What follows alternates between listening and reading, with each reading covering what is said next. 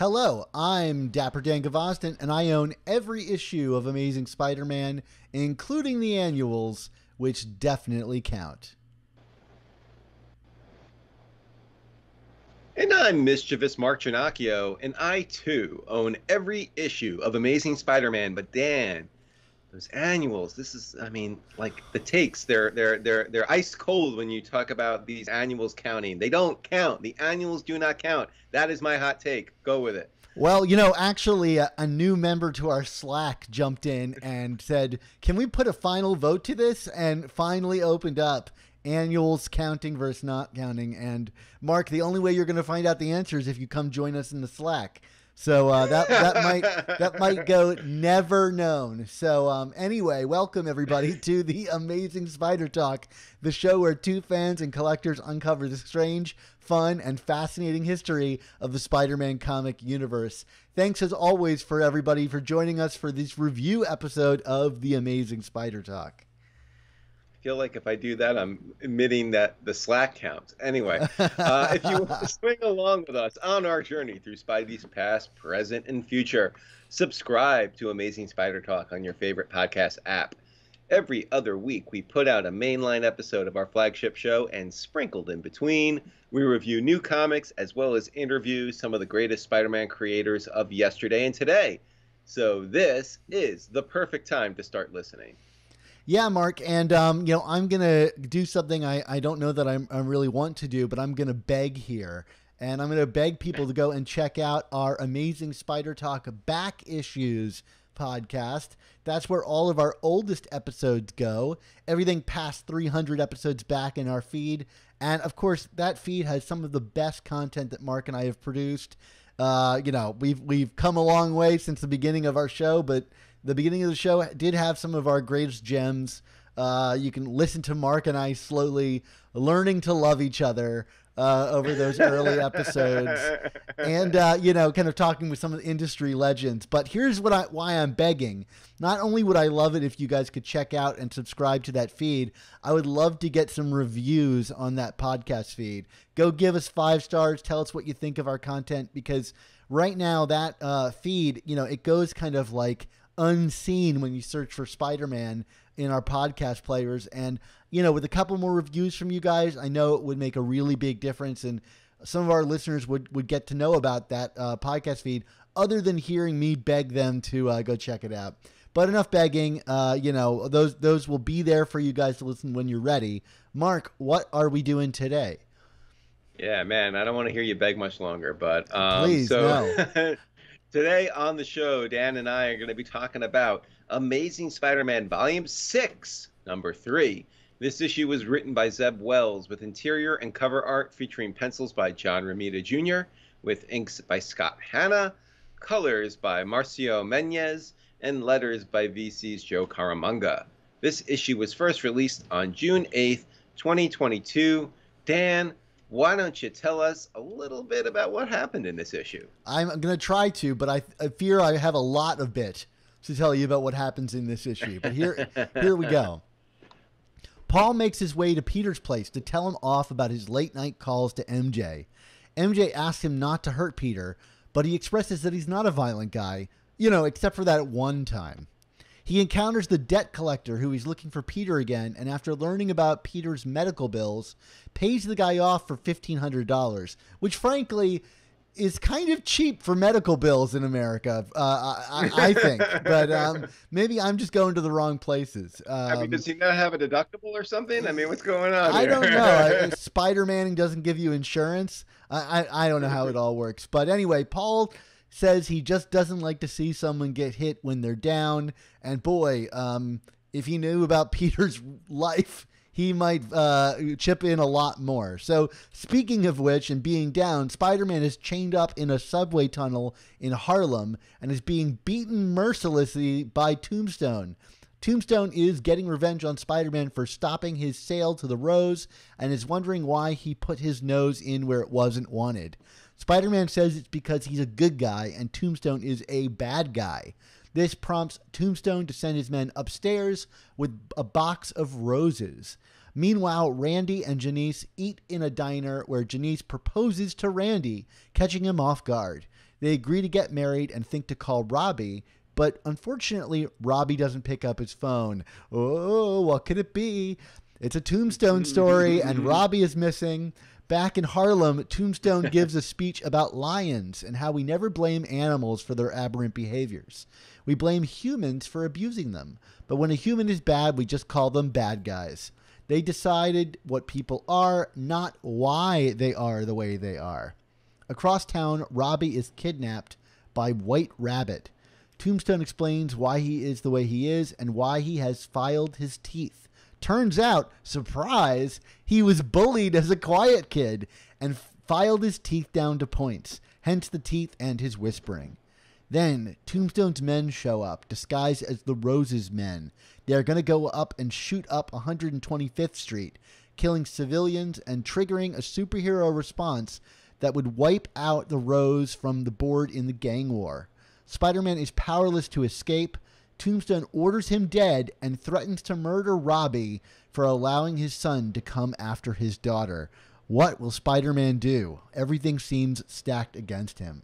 And that is Amazing Spider-Man Volume 6, number 3. So, Mark, we've liked the past 2 issues, I think, a fair bit, and how the story's being told so far. What did you think of this Volume 6, number 3? And I guess, how is it making you feel about Volume 6 so far?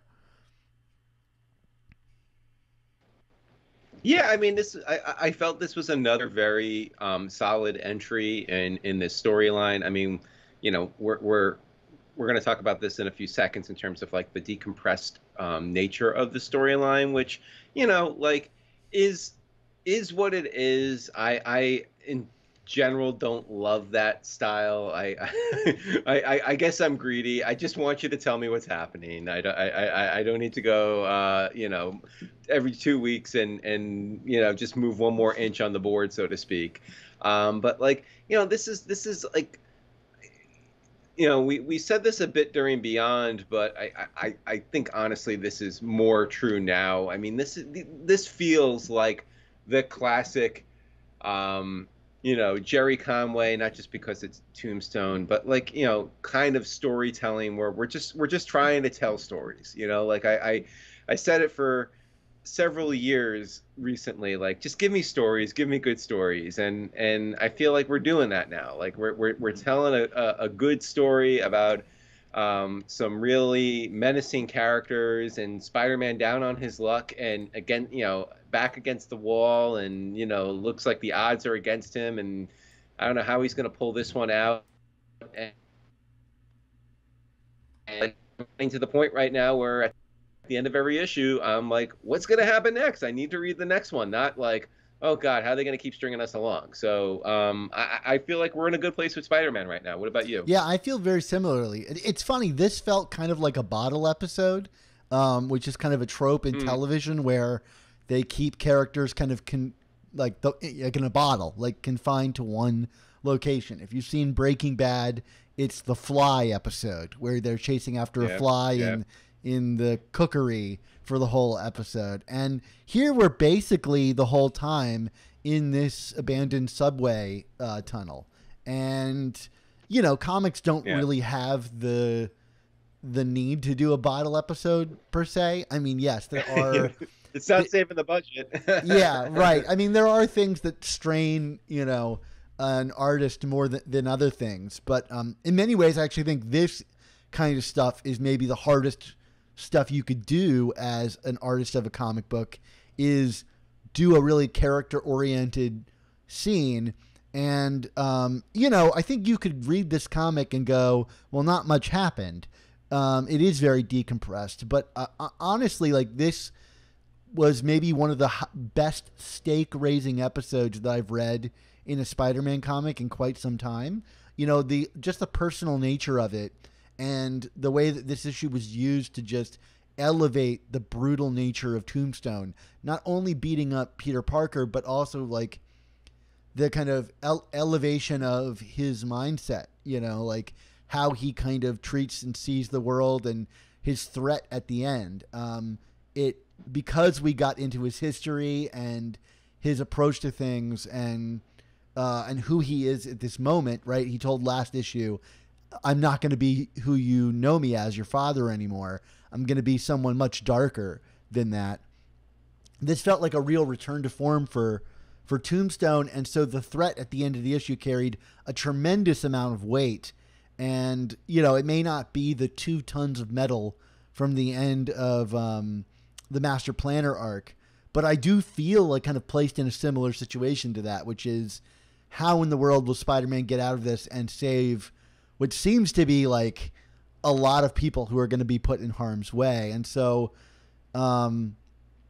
it wasn't substantial, this issue, but it's very well paced, and I think it does exactly what it sets out to do. And I don't know, I guess like it's the most decompressed it's been since JMS, but I think it also carries the kind of like level of storytelling and style that JMS did. And so I'm just really digging this. I'm really in on this run. Yeah, I mean, I would say what this comic lacked in plot, it makes up for in characterization, which I'm never going to really complain about. And specifically characterization with Tombstone. I mean, like you mentioned, I mean, like we get elements of an origin story here, but I think even more holistically here, like this kind of feels like a proper reintroduction to Tombstone. I mean, obviously we had the great Jerry Conway stories from, you know, the 1990s, really delved into Tombstone. And I mean, you know, as far as I'm concerned, those are kind of without, you know, those are the top echelon Tombstone stories. But while he's been used since, he's always kind of come across as a background character, you know, like, I mean, like even look into like Into the Spider-Verse. I mean, he's just kind of there, you know, and, you know, not much oomph behind the character and motive, and, you know, he's just a bad guy who does, like, you know, street level stuff. And yeah, I mean, this issue, more so than the first two, but I mean, in concert with the first two for sure, really like captures the menace of the character and like just how diabolical and what a sociopath he is. And you know, in spending the time and evolving that, as you kind of alluded to, it gives the story stakes, and it makes you care about how is Spider-Man actually going to respond here. I mean, like, you know, he's getting his ass kicked throughout this comic, and kind of making quips, and, you know, yeah, right. And you know, he's throwing his quips in there, and you know, like, you're kind of like, I think without the characterization here and without putting that effort in, you know, you're just kind of like, it's gonna feel hollow. But instead, like, now you're just like, oh man, like, I know in my heart Peter's gonna prevail here because he's got to. It's his comic, but like, how's he gonna do it? And I hope he does it, because this, I mean, like, you know, we'll get to it in a few minutes, but like, this plot that Tombstone has hatched here is really diabolical. It's really bad. like holy crap! Like, I don't remember the last time a villain was just this like awful and menacing about what he was planning to do. So you know, like, yes, it's not really a lot happening, but like, if you're gonna pull back on like plot here, there, and everywhere, and really focus on developing these characters so that when stuff does happen, you care about the outcomes, I'm all for it. Yeah, and this feels like kind of like a welcome replacement for Kingpin. I mean, at the end of Devil's Reign, he, you know, sailed off with Typhoid Mary into the sunset, so to speak. And right, like like you do. And yeah, sailing with Typhoid Mary used to mean something very different back in the day. But no, I feel like this is, you know, we are talking about a power vacuum, and really this is kind of like a conniving vacuum, if you will, if you'll allow me something as silly as that. But like, this reminds me of like Ultimate Spider-Man Kingpin, which is like a guy that's willing to like use pre-existing powers and use them to his benefit, you know. And he kind of talks about, like, to Spider-Man about like, hey, you know, basically that he's like using him, you know, at not only as bait, but also like, you know, he's going to use the roses signature to lure in like the Avengers or whoever. And he's also like talked about the Spider-Man, which is like, you showed up here and you reliably showed up here because you have such a simplistic view on who people are in the world, and this good guy bad guy thing, and you didn't need to be involved in this story, and I'm interested to see how that kind of plays itself off by the end of the tale, because seeing Spider-Man like scream back at him about hey, like, I've learned my lesson. It's like kind of like really haunting, and maybe not a lesson we loved Spider-Man to have, right? He like is classically butting in on all this stuff. So yeah, I don't know. It's really interesting. Yeah, definitely. And so, in talking a little bit more in depth about the brutality of this comic, I mean, like this is, and this is, to me, this is why you bring in JR, because I'm thinking of, like, Man Without Fear, and all those great books of the past that Romita did, that kind of have a similar tone and visual style. But, like, I mean, there is, like, these pages are just blood soaked.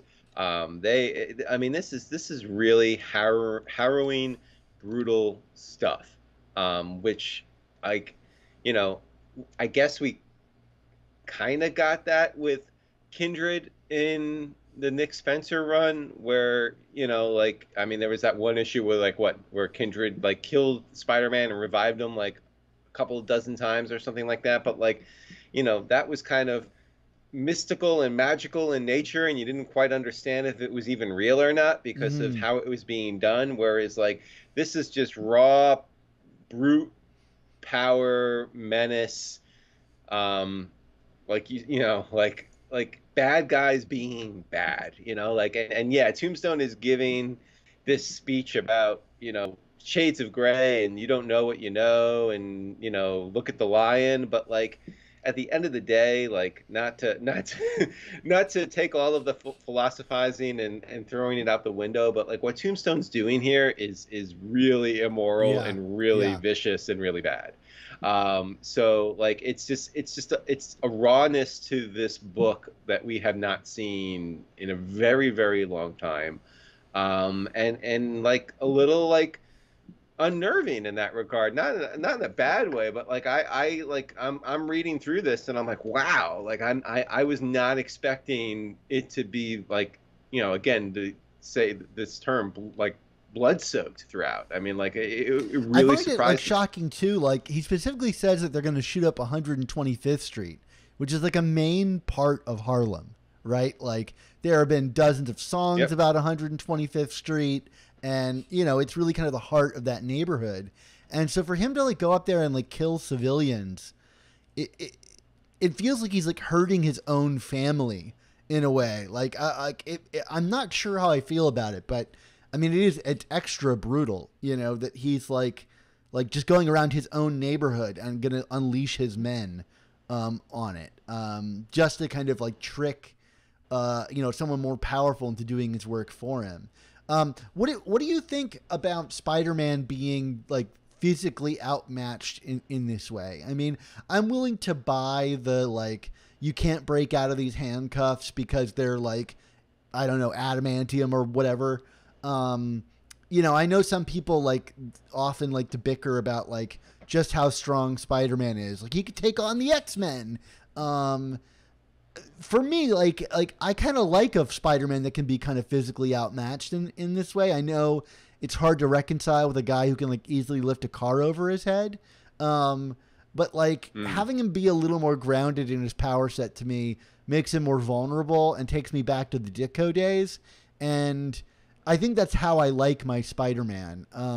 Do you think about that at all when you have someone like Tombstone, who, like, ostensibly is a guy that's really strong, beating up someone with superpowers like Spider-Man? Yeah, I mean, I get what you're saying, but, like, it doesn't bother me because I feel like, with the setup over the last two issues, I mean, like, Spider-Man is basically a wounded animal falling into a trap here. You know what I mean? Like, so the deck is stacked against him from the start. So, like, Tombstone can, like, punch him out a few times and make him cough up blood, but like it's not like Spider-Man went in with full strength, clear-headed, not induced with any drugs or poisons or compactors or anything like that, that he's been through the first two issues, and and ends up getting his butt handed to him by Tombstone. Instead, the deck is stacked against him at the onset. So it just kind of like it's the turning of the screw. I mean, it's just like every page, every twist here just further backs Peters back against the wall, and to me that's like you said, like that's very Ditko-esque. It's how the character works best in peril. I mean, when Doc Ock is threatening to blow up the world, and but like Spider-Man doesn't really feel like he is outmatched in any way. Like, what are actually the stakes here? Whereas like he's chained, he's beaten, and now Tombstone's about to shoot up a bunch of innocent people. Like, you really like feel like the stakes in that, and like the desperation of Spider-Man here, and so like it doesn't. I'm not going to get caught up in like the power set and like should he be able, can Spider strength break blah blah kind of metal, whatever. Like he was beaten and battered coming into this, and now it's like it's even further against him. So it works for me. I'm not going to fight it. Yeah, fair enough. So what do we think about Tombstone's backstory? We spend a little bit of time on this. I gotta be honest, like between like Carnage, and maybe it's just because I saw the Carnage movie, but like Carnage and Doc Ock and it seems like every one of Spider-Man's villains were like bullied as a kid or beaten up by their father, their drunk father. We'll add it. It's always alcohol. And that's why they are the way they are. And maybe it could be that it's just like a recency bias that like a lot of them have kind of been leaning on this, or that it seems like kind of like obvious storytelling. But I'm kind of like I thought this was very artfully done. The idea of like the quiet kid that like has the other kid leaning close and bites his ear, and that's kind of the origin of like the quiet, sharp-toothed Tombstone. But I'm like kind of exhausted by this trope a little bit. Yeah, I mean, I get what you're saying. It's a bit played out, but at the same token, I'm gonna defend it by saying that, I've said this for years, both on this show and in other media where I've given commentary. Like, to me, like the quintessential Spider-Man villain is the polar end of the idea of power and responsibility. I mean, Peter obviously is a bullied kid. Gets these powers, doesn't initially use them responsibly, pays the price.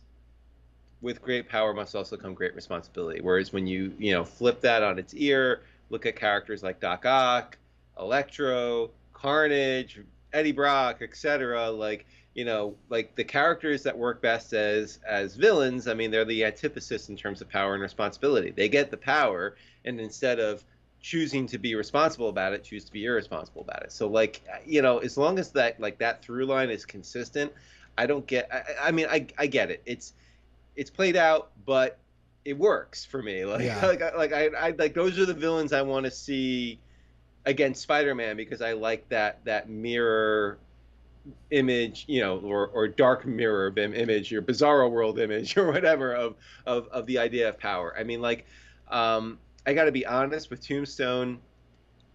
And maybe this is on me. I'm not trying to like fault the storytellers at this, but like I've never actually thought of his teeth as a defining characteristic. I mean, like I've always just kind of thought of him as like a big cruel dude with a decent amount of strength. But like, this was like the first that his teeth really were like pointed out to me, and I'm like, pun intended, I guess. And it was interesting to me, that he kind of did that to himself, that he defaced himself or whatever, like mutilated his own body to give himself additional power, in a sense. So that was kind of an interesting twist to me for sure. What about you? I mean, the way you put it, I feel like I'm complaining about how all of Spider-Man's villains are the result of science accidents. So I think you did a decent job, responding to that. And in regards to like Tombstone's teeth, to me, it was kind of a defining attribute, just because it's such an odd art choice. And I'm kind of curious to see like how much that, this is maybe the first time it's really been put a lot of attention on it. More than anything else, it's like, oh, like we're making this a key part of his origin more than just kind of like a funky part of his design. So I'm excited by that, at least. I think it's kind of tying all of this in together in an interesting way. Well, hey, Mark, let's stop with this review for a second and tell everybody about our Slack. It's the thing that we do to bring everybody together. So while we might be creating a gang war in the comics, we're creating a gang love fest online. Wow, that transition is something else, Dan. Well, hundreds of listeners like you hang out in our community of Spider-Man fans on Slack, where there's a gang war of love. The amazing Spider Slack community is absolutely free to join, and you can jump into active conversations with awesome people about collecting, conventions, movies, new comics, old comics, and more. Yeah, I hang out in Slack all the time, where we have the poll up about the annual scouting that Mark will never see. I promise you, he will never see it. But besides that, we've been talking excitedly this week about the debut of Miss Marvel on Disney Plus, which is kind of amazing to just even see existing. Something born so shortly ago, having such a strong presence in Marvel's Disney Plus slate, and I imagine the Marvel universe. So that's been fun to talk about with everybody. So if you want to join our awesome Spider-Man community, just be sure to follow the link in the description and be sure to say hi. And once you're there, let us know what you thought of this review and where you're coming from. We'd love to know more about you and your thoughts on Spider-Man. And speaking of thoughts on Spider-Man, Mark, let's get back to our review of Amazing Spider-Man Volume 6, Number 3. You got it, man. So let's talk a little bit about the art, the J.R. Menyz connection. Look, I said this earlier, I was reading this comic and it just felt like a J.R. Daredevil book from back in the day in a good way. Just no rain, but I guess the rain was displaced with a lot of blood and mouth sweat and everything else, kind of other fluids coming out of Peter's bones and mouth and eyes and whatnot. So but very raw, very very very violent, but perfect J.R. here. Yeah, what I liked about this so much is that yes, you said the beautiful brutality for sure. The way he visually punctuates, Peter getting beaten up, is something to behold, especially that first opening splash of him just chained in the middle of the subway tracks. But what I love about this, and I think JR is kind of uniquely good at this, is he really grounds the scene in a place. And I don't mean a subway. I mean the arrangement of how everybody is in the scene. You've got Spider-Man, on the tracks. There's a spotlight on him and these kind of gangs, members and Tombstone hanging out nearby. But the way that the spotlight plays into the emotions of the scene, it really feels like a professional comic artist or even film cinematographer or director would do in terms of how they use visuals to punctuate things. And I could see him kind of thinking okay, if the light is in the space here and it's casting it this way, if I flip the camera, then the characters are going to be in silhouette and I can use that to, create this creepy edge on Tombstone. And really, I think this is the kind of thing you rarely see, except for from real masters of the art form in comics, and is something that feels very cinematic, from really good visual storytellers. And I think having a so-called, as I said earlier, a bottle episode like this really lets him invest in a place and how the characters move in that space to create these kind of dramatic scenes. And I've reread this issue many times, as I have been with the Wells run so far.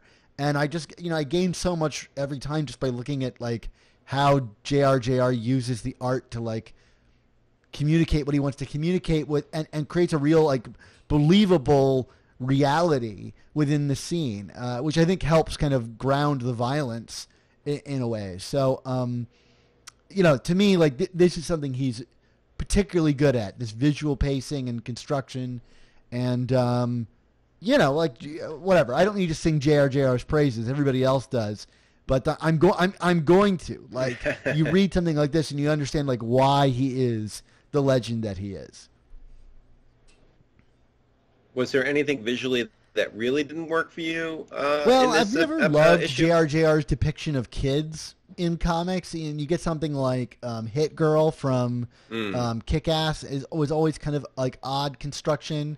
But I think they largely work here in this one. I mean, they've always been kind of exaggerated. They have these huge heads on thin bodies, which is not untrue of kids. Right.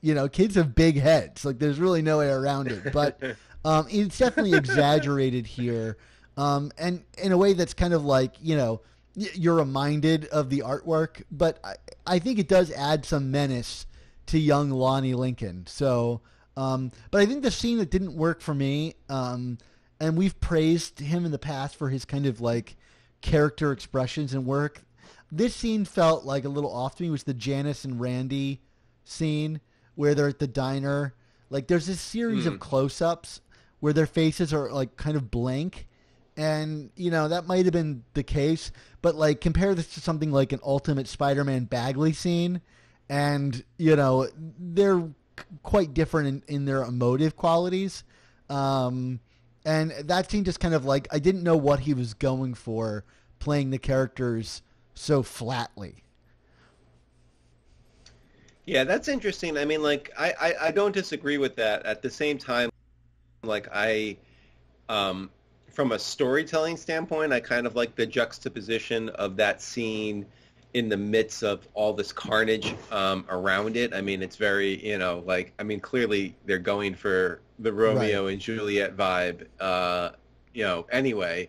But like, it's definitely kind of, but this kind of scene of serenity in this mass of violence and blood and carnage. But at the same token, yeah, I see what you're saying. Like, they're if you got like Bagley a la Ultimate, Peter talking to MJ, I mean, like that scene really would have hit it out of the park. And instead it was just kind of like, oh, okay, I get what they're doing here. I kind of like it, but visually it doesn't necessarily click for me. So I'm not going to. Yeah, and I'll add to this too, like just for praise. I think Scott Hanna's inks have been killer as always. I mean, no one does JR better.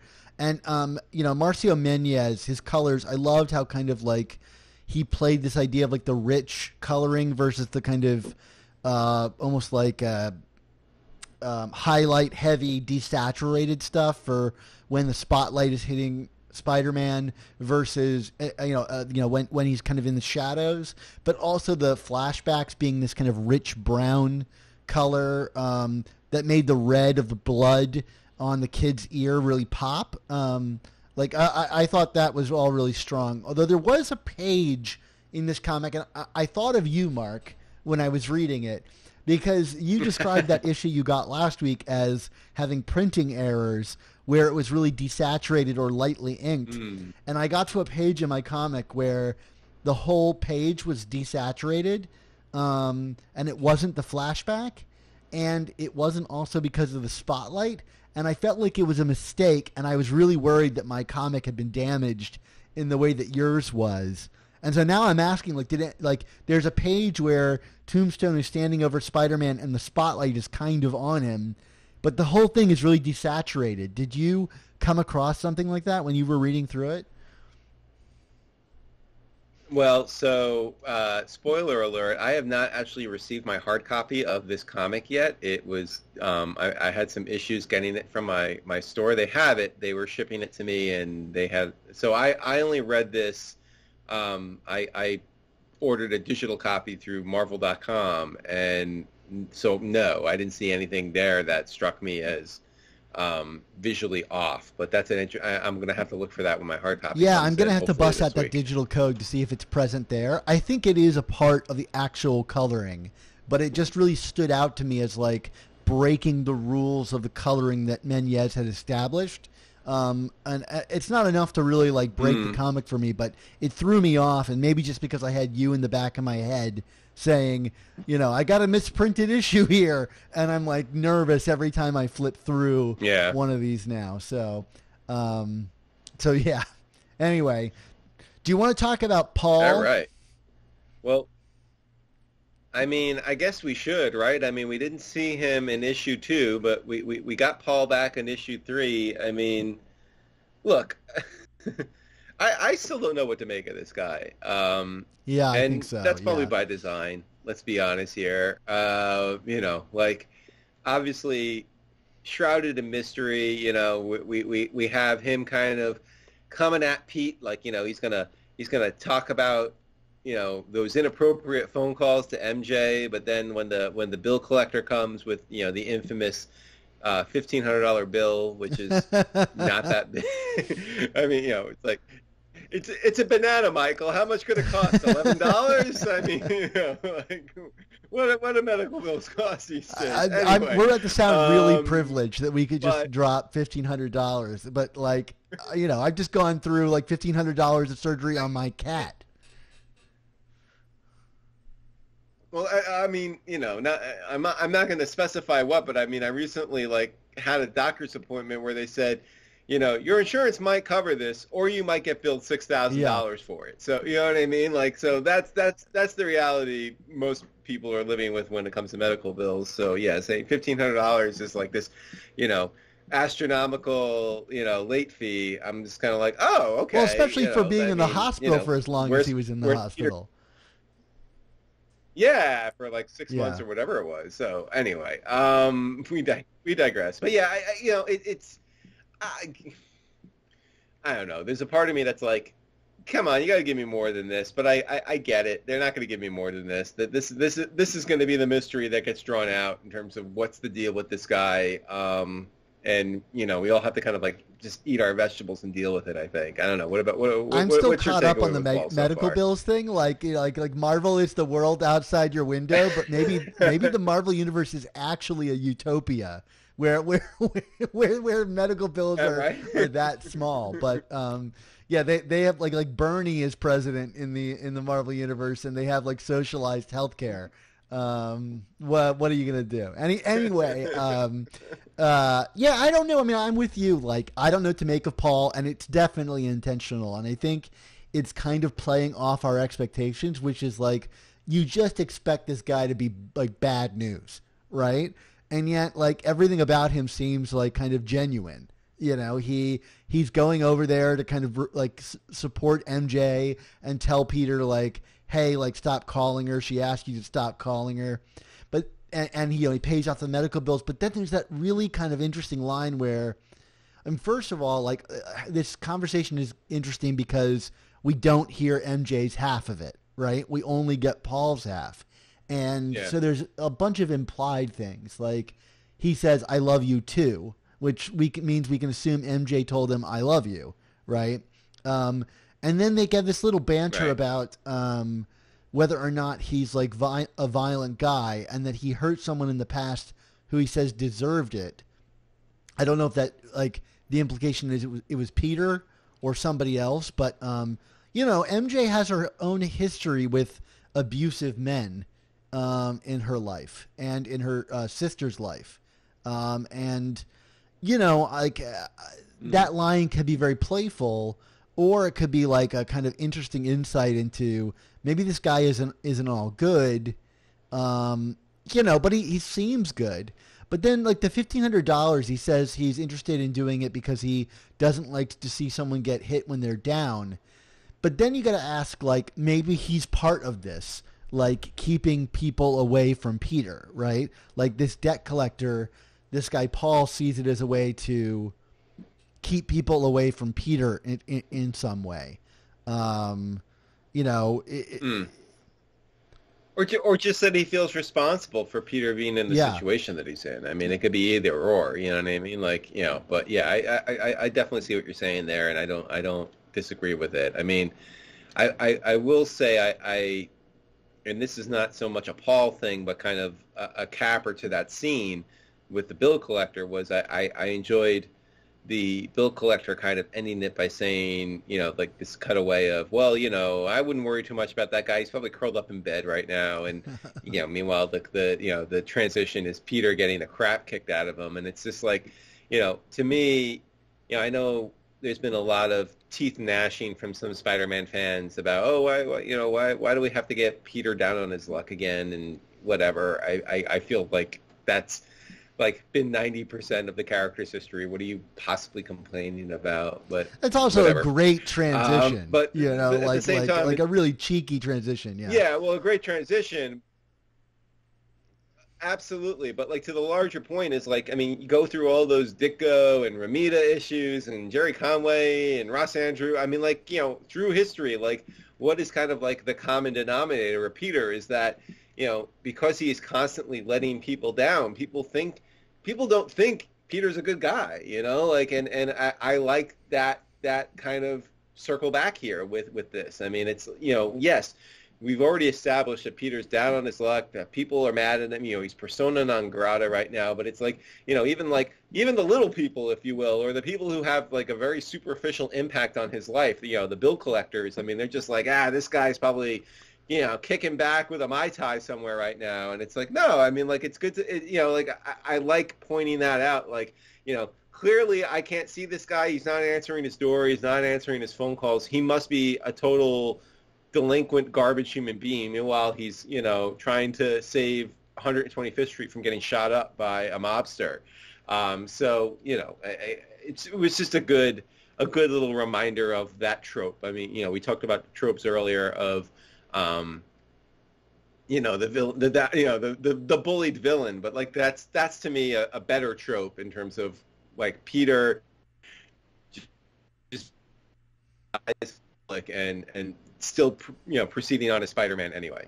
I 100% agree with all of that. And just like as a capper on Paul, it's like anybody's guess is as good as anybody else's, you know, and I think the book clearly wants to kind of play that line.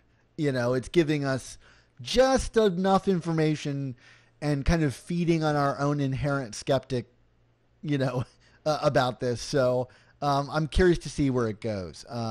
Does this one bother you? So which I was going to say, so which Osborn family member is Paul?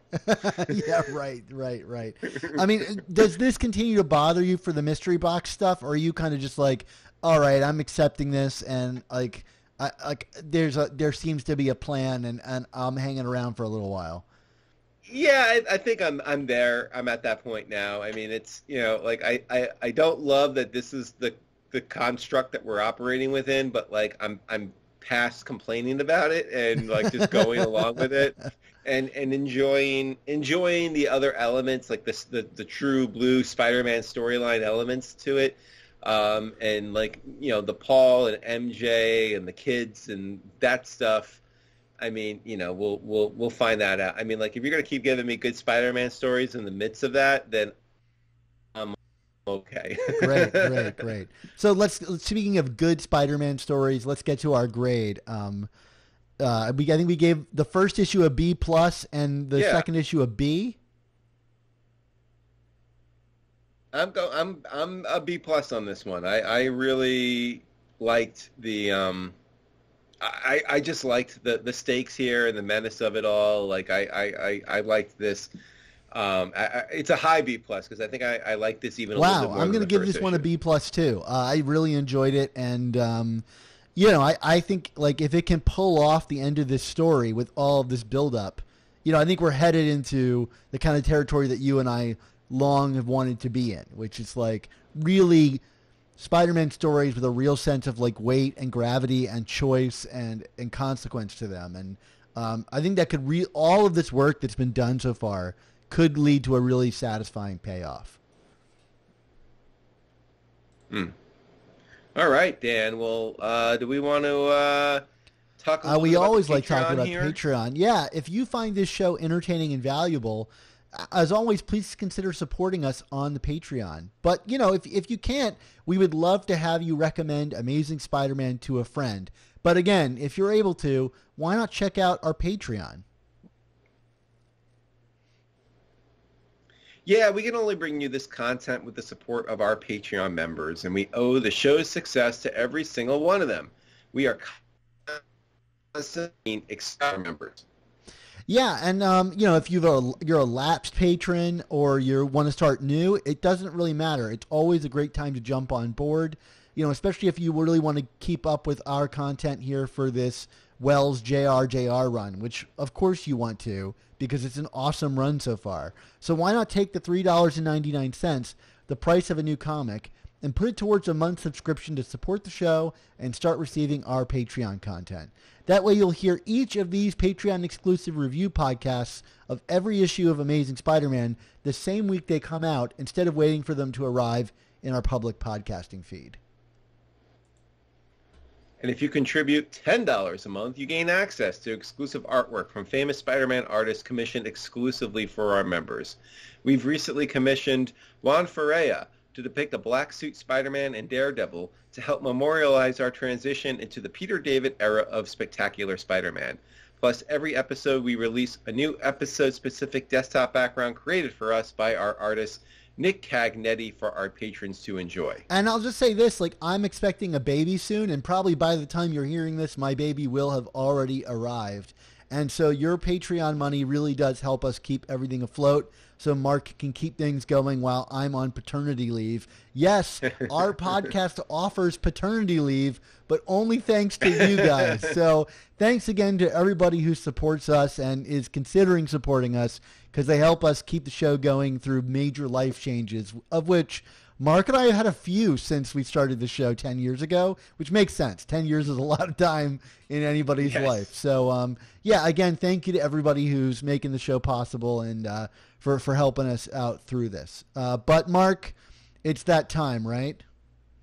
Yeah, of course. It's time for all good things to come to an end. So we want to say thank you to you, the listeners and viewers, for tuning in to this episode of The Amazing Spider Talk. Yeah, this episode was edited by Rick Coast with production support from Andy Myers. Our artwork comes handcrafted by artists Ron Friend, Sal Buscema, and Ray Sumser. Our theme songs were produced by Rylan Bojack, Tony Thaxton, and Spider-Madge. And our animated intro was created and performed by Josh Sutton from the Panels to Pixels YouTube channel. So, Mark, until we wait a lifetime for the F train to stop in the Bronx, what's our motto? It's with great podcasts, there must also come the Amazing Spider Talk. Two men who know the angles, uncover and untangle all the questions and the webs left out to tangle.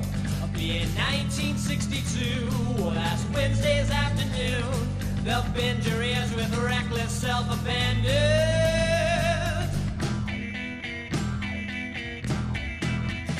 The amazing